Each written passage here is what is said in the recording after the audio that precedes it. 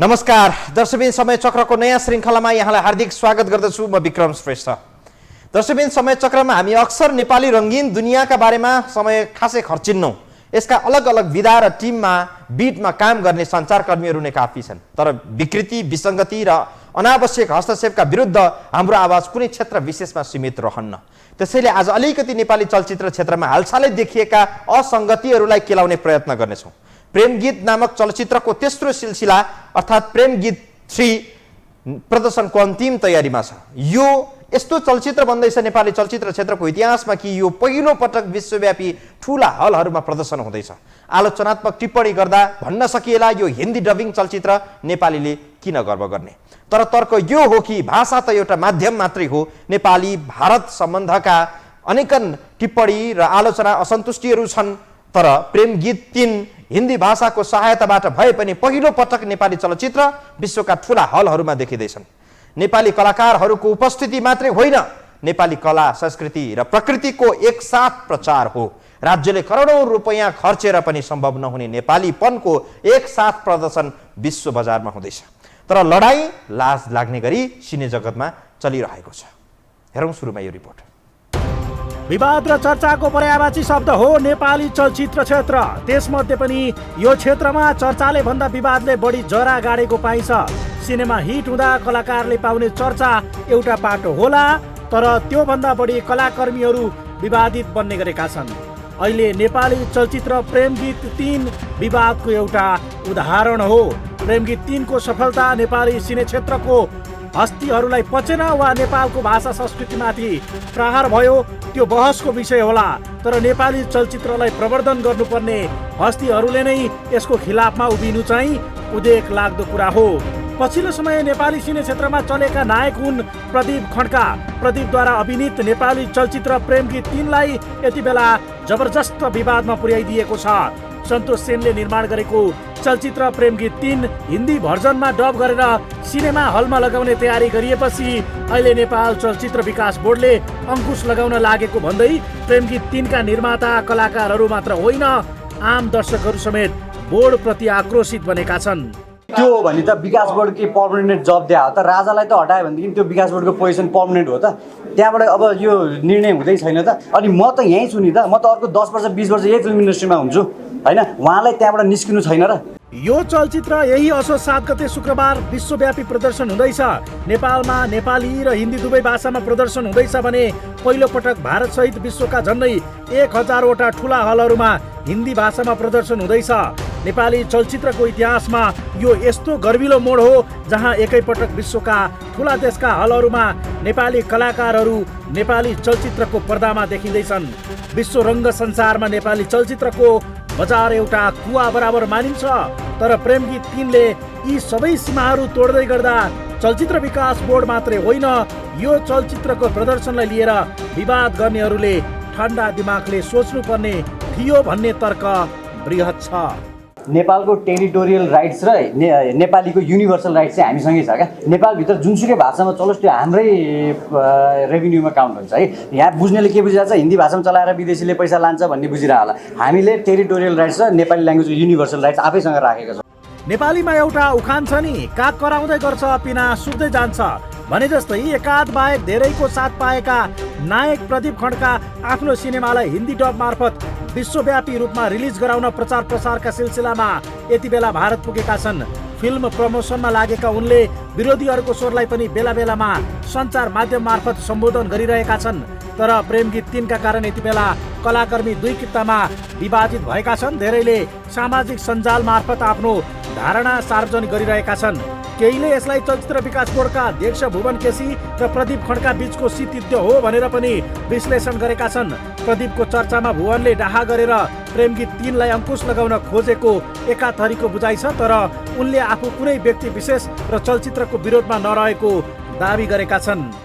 कुनै एउटा सिनेमाको लागि हितको लागि त्यसलाई सपोर्ट गर्ने, कुनै एउटा सिनेमालाई विरोध गर्नेमा कहिले पनि लाग्दैन। Thank you very much. तर प्रदीप र भुवनको हिलो छापाछाप सतहमा नभएर बाहिर नै सार्वजनिक भएको छ।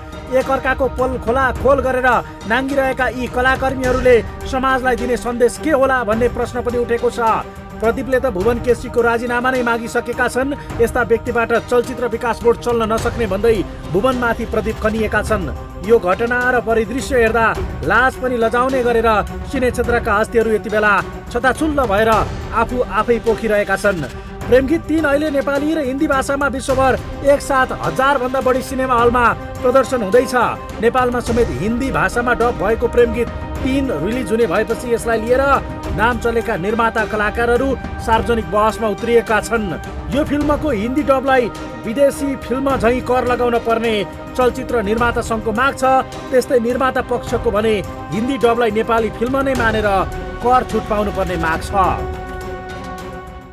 तर प्रेमगीत 3 का निर्माण पक्षले ध्यान दिनुपर्ने तथ्य, नेपाली चलचित्र र विदेशी चलचित्रलाई एउटै कित्तामा राखेर राज्यले व्यवहार गर्न सक्दैन। विदेशी चलचित्रलाई कानुन बमोजिम कर लाग्ने तर्कमा प्रेमगीतले कुतर्क गर्न मिल्दैन। हिन्दीमै डबिङ भएको चलचित्रलाई नेपाली हलमा पनि प्रदर्शन गर्ने भएपछि सो बापतको कानुन बमोजिम लाग्ने 15% कर तिर्नै पर्छ। यही कर्तव्य बोध गरेर सोच विचार गरेर हुनसक्छ प्रेमगीतको निर्माण पक्षले 15% कर तिर्ने र हिन्दीमा डबिङ भएको प्रेमगीतलाई विदेशी चलचित्र मान्न तयार भएको छ। अब अध्यक्ष भुवन केसीले रातको समयमा समेत सुरक्षाको प्रत्याभूति हुने गरी चलचित्रलाई हलमा लाग्न दिन जरुरी छ। कुनै व्यक्ति विशेष र निर्मातालाई लक्षित गरी प्रेमगीतमाथि विभेद गरिएको हो भने त्यो स्वयं भुवन केसीका लागि प्रत्युत्पादक बन्न सक्छ। हामी बाँकी प्रसङ्ग जोड्नेछौँ ब्रेकपछि।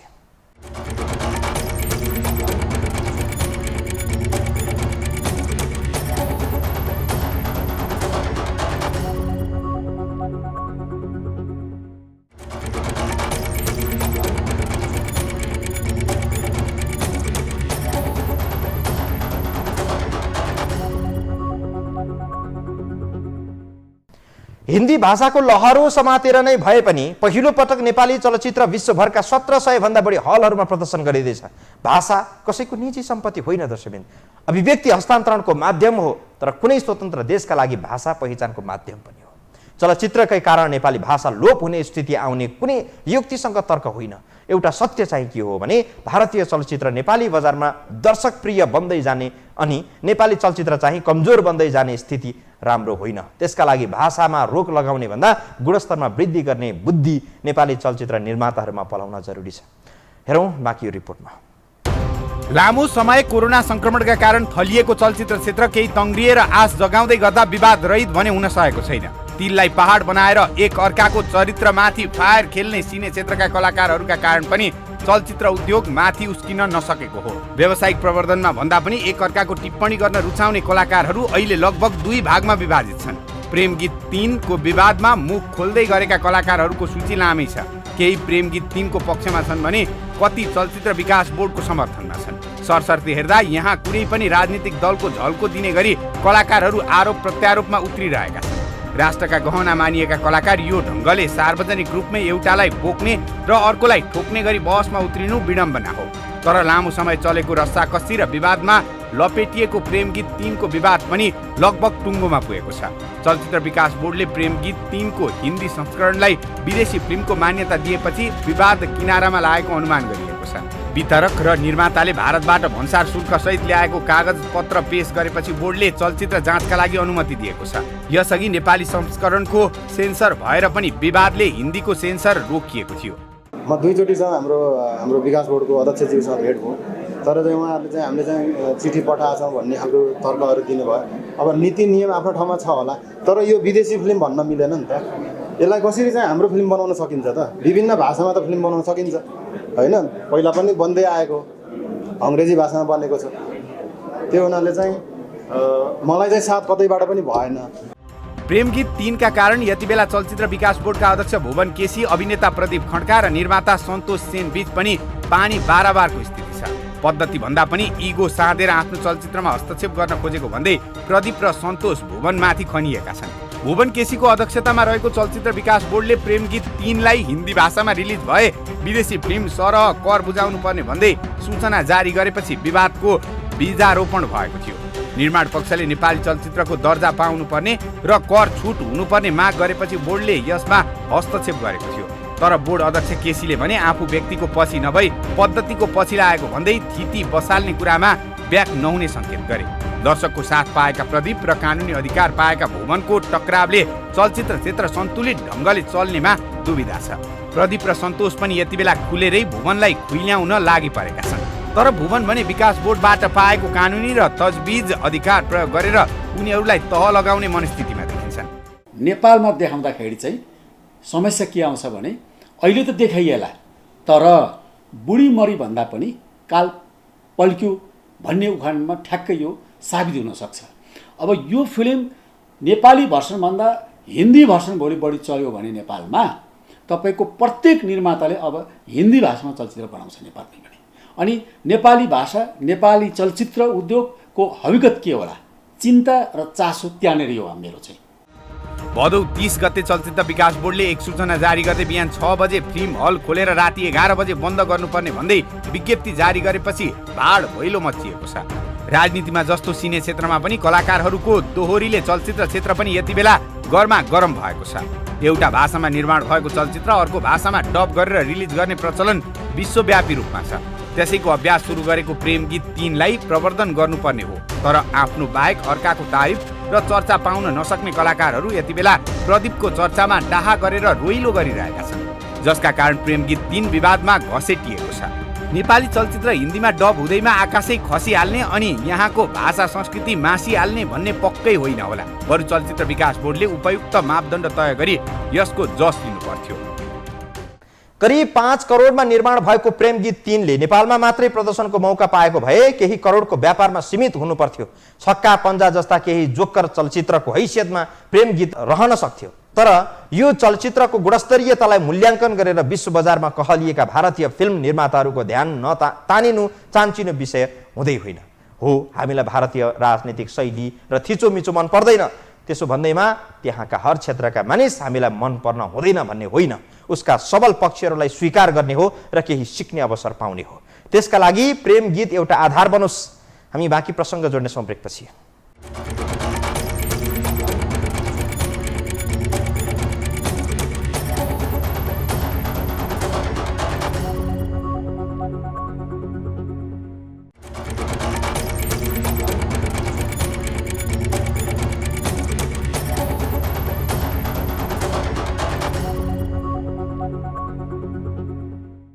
भुवन केसी नेपाली चलचित्र क्षेत्रका एक स्थापित नाम हो।